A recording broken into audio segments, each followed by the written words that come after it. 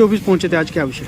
ये 1 तारीख को जो हमारी रोशनपुर रोड है, सारे बुजुर्ग खड़े हैं, वहाँ पर सारे राइस मिलर हैं, फैक्ट्रियाँ हैं, कारखाने हैं, डेरे हैं। वो रोड टूटी हुई थी 3 सालों से 5 सालों से वो बनी नहीं, और वहाँ पर पीडब्ल्यूडी विभाग के लोग काम करने पहुँचे थे। तो हम सब बुजुर्गों ने, युवा साथियों ने इकट्ठे होकर बोला कि आप क्या कर रहे हो। उन्होंने बोला कि हम 15 जनवरी को इसको नहीं बना देंगे। सबने बोला जब 15 जनवरी को नहीं बनाओगे तो इसका पैच वर्क करो ही ना, सरकारी पैसे का दुरुपयोग क्यों कर रहे हो। सिर्फ ये बात हुई थी। वहाँ पर मौके पे SHO साहब भी थे इस्माइलाबाद के। कोई लड़ाई झगड़ा नहीं हुआ, कोई भी वहाँ पर अभद्र भाषा का प्रयोग नहीं किया, जिसकी हमारे पास सारी वीडियोग्राफी है, फुटेज है, सब कुछ है। और 5 तारीख को ये मेरे खिलाफ पर्चा दर्ज कर दिया गया और एक अन्य विक्की बंसल के खिलाफ। इसी को लेके आज हम SP साहब के सामने पेश हुए थे कि अपनी बात को रखना भी क्या गुनाह है क्या। मैं खुद लॉ का स्टूडेंट हूँ, LLM की हुई है, PhD का छात्र हूँ। मेरे साथ धक्काशाही हुई है और राजनीतिक द्वेष के चलते ये पर्चा दर्ज किया गया है। जो ये धाराएं लगाई गई हैं नॉन अवेलेबल हैं, और ये जब लगती हैं जब किसी के साथ लड़ाई झगड़ा हो, बिना मेडिकल के धारा लग ही नहीं सकती, जो साफ साफ ये दिखाता है भी ये षड्यंत्र रचा गया।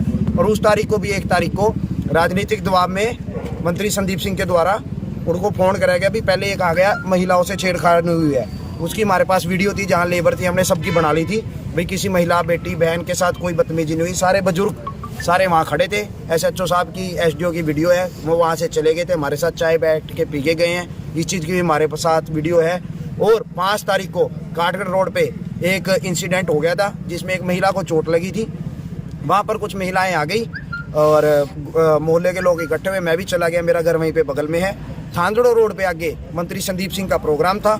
CID वालों ने ये बोल दिया कि गोलू कंसल मौके पे खड़ा है और महिलाएं और यहाँ पे लोगों में रोष है, 200 आदमियों में आपके खिलाफ आपसे बात करना चाहते हैं। और उन्होंने इस बात को अपना नेगेटिव लेके इस राजनीतिक खुंदक में ये मेरा पर्चा दर्ज करवाया है। मेरे पिताजी पूर्व में चेयरमैन रहे हैं हरियाणा सरकार में चौटाला साहब के साथ, HPSC के मेंबर रहे हैं, उससे पहले सरपंच रहे हैं, और उसके बाद मेरे चाचा जी भी सरपंच रहे हैं। राजनीतिक परिवार से मैं आता हूँ, इस करके राजनीतिक द्वेष से ये पर्चा दर्ज हुआ है। SP साहब से हमने सारी एक्सप्लेन कर दिया, ब्रीफ में SP साहब को बता दिया है। SP साहब अब DSP साहब को दे रहे हैं और हमें पक्का विश्वास है रजत गुलिया जी इंसाफ हमारे साथ करेंगे, मेरे को पूरा विश्वास है।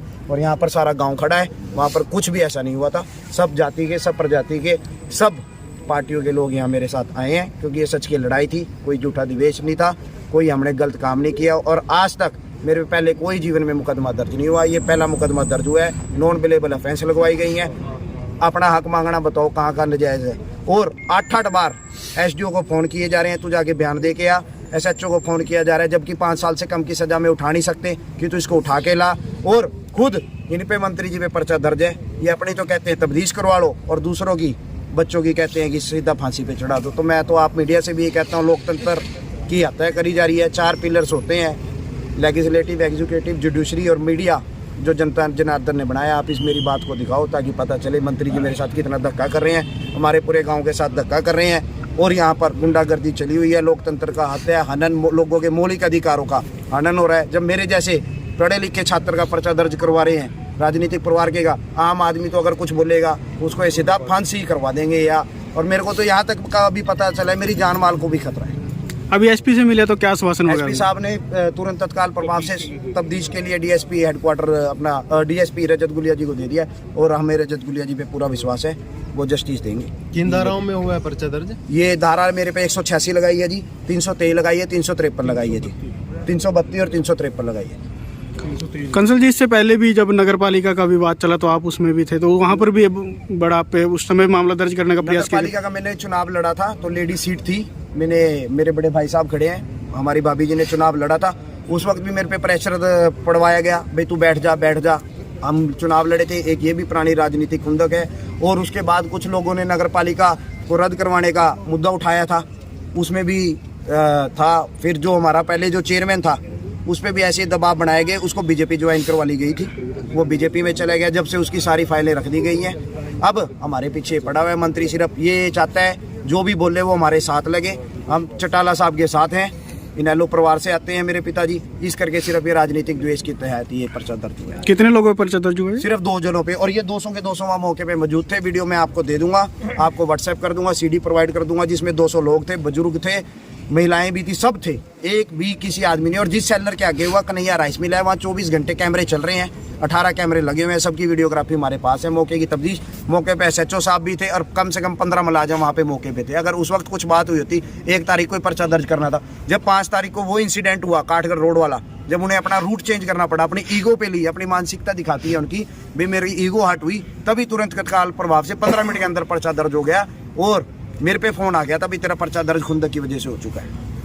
दूसरा कौन व्यक्ति है? दूसरा विक्की बंसल है जी, ये बजरंग दल से हैं और पुराने बीजेपी के हैं। इनकी फैक्ट्री है वहाँ पर, बीमार थे, एक कार में बैठे होंगे, बुखार था, इस वजह से यहीं पर है। ठीक है।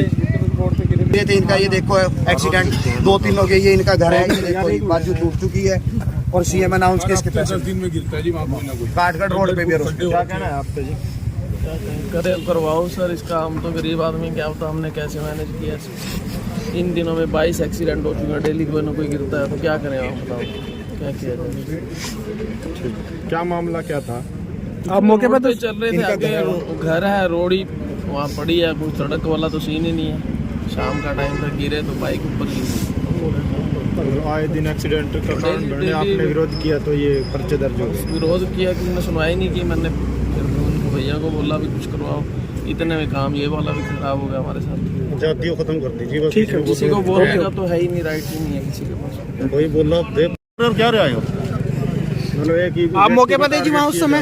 हाँ, दबाया जा रहा है, गंदा खेल राजनीति का खेला जा रहा है जी। बस अपना आवाज जो उठाएगा बस उसे दबाएगा। समालाबाद का बुरा रोल लिया, जमी 0% काम रह गया, कोई गली नहीं, कोई मतलब नहीं, सारी जगह पानी खड़ा है, जिस तरह तालाब में बैठे हो। आप मौके पे मौजूद थे? हाँ, मौके मौजूद था मैं। इनका घर वहीं पर है, जितने भी यहाँ लोग हैं तकरीबन हमारे सबका खेत घर है, वहाँ सारा चीज है, हमारे सारा सामने जाना इनका बोर है, बोर भी वो हमारा बाबूजी सामने खड़े हैं, है। उनका घर है।